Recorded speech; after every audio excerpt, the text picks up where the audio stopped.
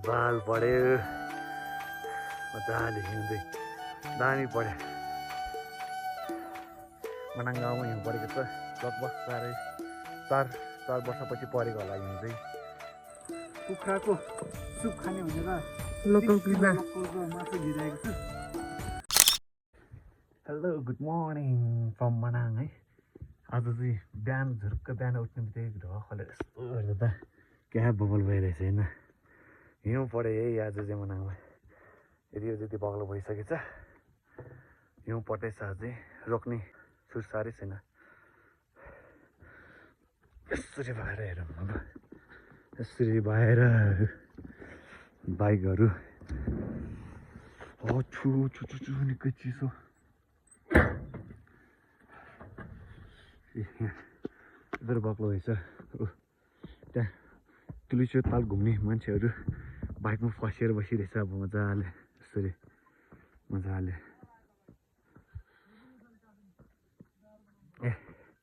बबाल पढ्यो मजाले हिउँदै दामी पढ्यो। बाइकहरू सबै हिउँले ढाकियो। तिलुचेमा घुम्जानेहरू सबै बर्बाद भयो। यस्तो छ हालत थिए। के देख्दैन यार।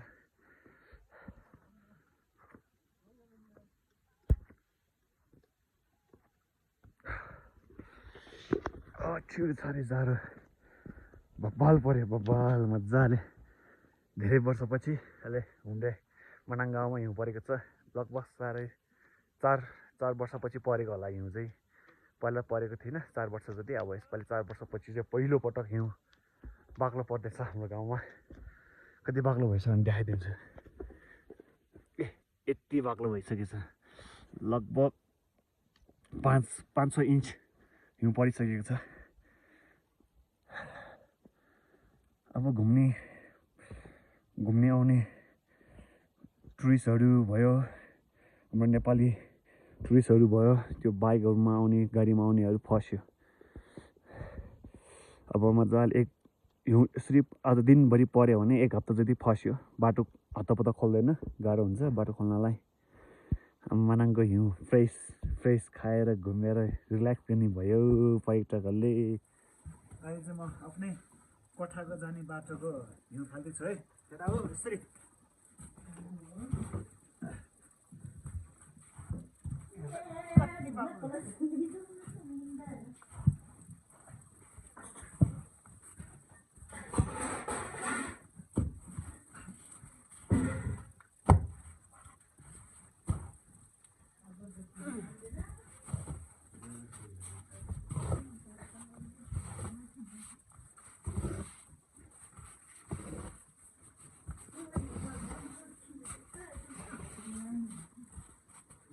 साह्रै बाक्लो परेर केही देख्दैन अहिले त हेर्दा। सबै माथितिर त झन् ठुल्ठुलो पर्दै गयो हिउँ पनि। यो चाहिँ हाम्रो हुम्डे गाउँ।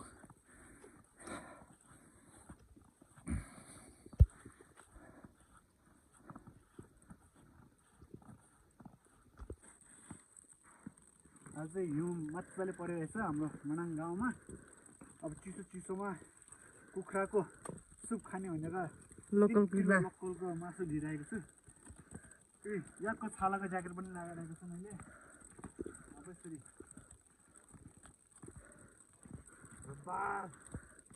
दामी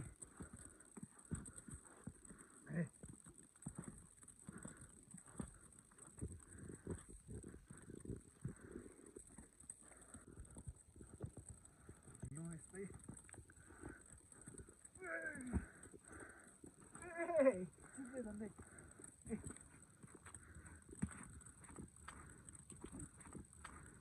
आज चाहिँ हिजो राति चाहिँ हिउँ रोक्यो, पानी परेको थियो। अहिले चाहिँ पानी पनि रोक्यो। अहिले यस्तो छ हाम्रो गाउँको अवस्था। घाम पनि देखिरहेछ थोरै। अहिले चाहिँ पिसाङ पिक चाहिँ धेरै दामी देखिन्छ सेतो देखेर। यो त्यो माथि हावाल गाउँ भयो, यतापट्टि झुलु पिक भयो।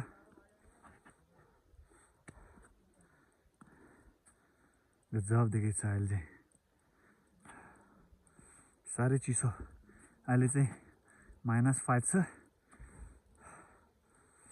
अहिले सास फेर्न चाहिँ क्या मजा आउँदो रहेछ कि सास तान्छ नि हावा चिसो भएर यो नाकहरू सबै त्यो हुने रहेछ कि आनन्द लाग्ने कि फ्रेस एयर आउने अनि धुवाहरू पनि क्या मजाले गएको देख्छ अहिले चाहिँ। अब बिस्तारै बिस्तारै मौसम सफा हुन्छ कि पर्छ होला हो। त्यो अन्नपूर्ण 3 तिर त पर्दैछ हिउँ। मेरो विचारमा आज चाहिँ हिउँ नपरे पनि यतिकै बस्छ होला। फेरि भोलि पर्सि चाहिँ फेरि अलिकति मौसम खराब देखाइछ, त्यसमा चाहिँ भन्न सक्दैन। अहिले चाहिँ अन्नपूर्ण ट्रेकमा फर्सेको लिन आएको छ हेलिकप्टरले। तेल निकाल्दैछ तेलहरू। अनि त्यहाँ सशस्त्रहरूले हिउँ फालेर बाटो हेलिकप्टर ल्यान्डिङ गर्ने ठाउँ बनाउँदैछ। अहिले आउँदैछ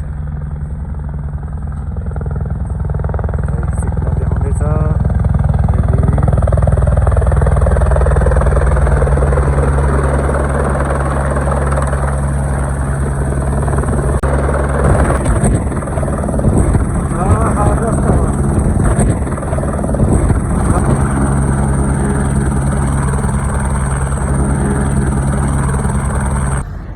अहिले चाहिँ हेलिकप्टरले रेस्क्यु गरेर फर्किँदैछ। त्यो अन्नपूर्ण बेस क्याम्प गर्ने आउनेहरू फसेर हिउँ परेर अब उड्न लाग्यो हेलिकप्टर।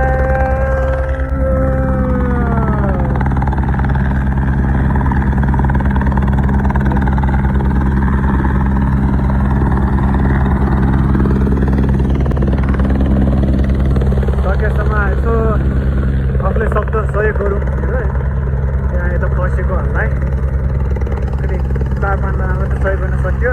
ढिलो आएको यताउता गरेर अफिसहरू खाली गरियो। अहिले चाहिँ अब उनीहरू फर्केर जाँदैछ पोखरामा।